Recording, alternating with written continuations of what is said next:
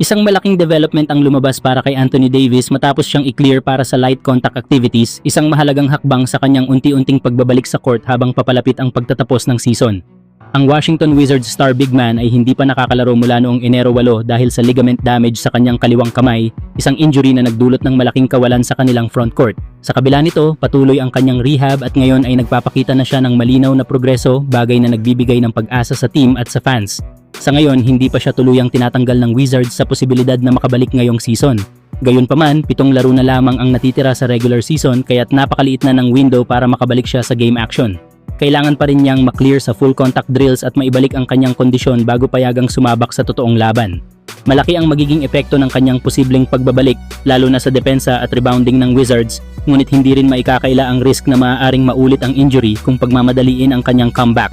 Dahil dito, inaasahang magiging maingat ang organisasyon sa bawat hakbang ng kanyang recovery. Sa kabuuan, nananatiling bukas ang pinto para sa isang late season return ni Davis, ngunit ito ay nakasalalay sa kanyang magiging kondisyon sa mga susunod na araw at sa desisyon ng team, kung uunahin ang panandaliang ambag o ang kanyang pangmatagalang kalusugan. Samantala, umani ng matinding reaksyon mula sa NBA fans ang naging pahayag ni Rachel Nichols matapos niyang sabihin na hindi niya iboboto si Luka Doncic bilang MVP ngayong season.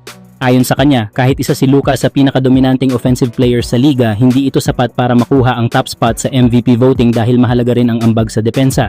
Para kay Nichols, ang MVP ay isang buong season award kaya kinakailangan na consistent ang performance sa magkabilang side ng bola sa loob ng 8 buwan ng regular season. Ipinaliwanag din niya na hindi naman niya itinuturing na defensive liability si Luka, lalo na kapag playoffs kung saan mas kita ang effort nito sa depensa.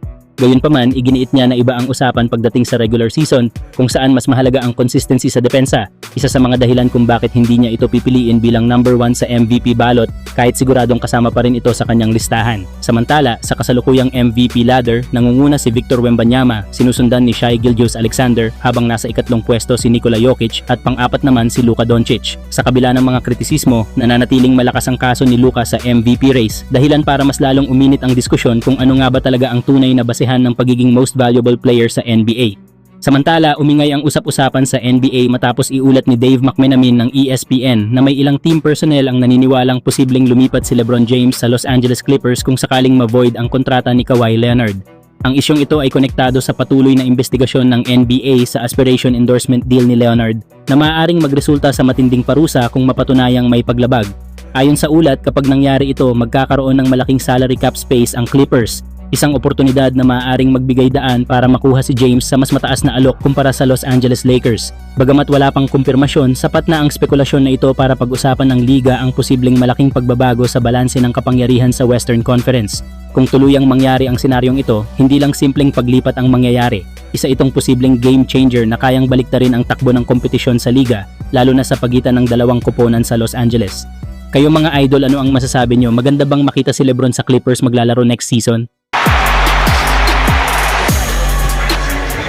Right here. His turn, he gets his opportunity right here in transition and get an easy layup. Well, he misses the earlier one to make sure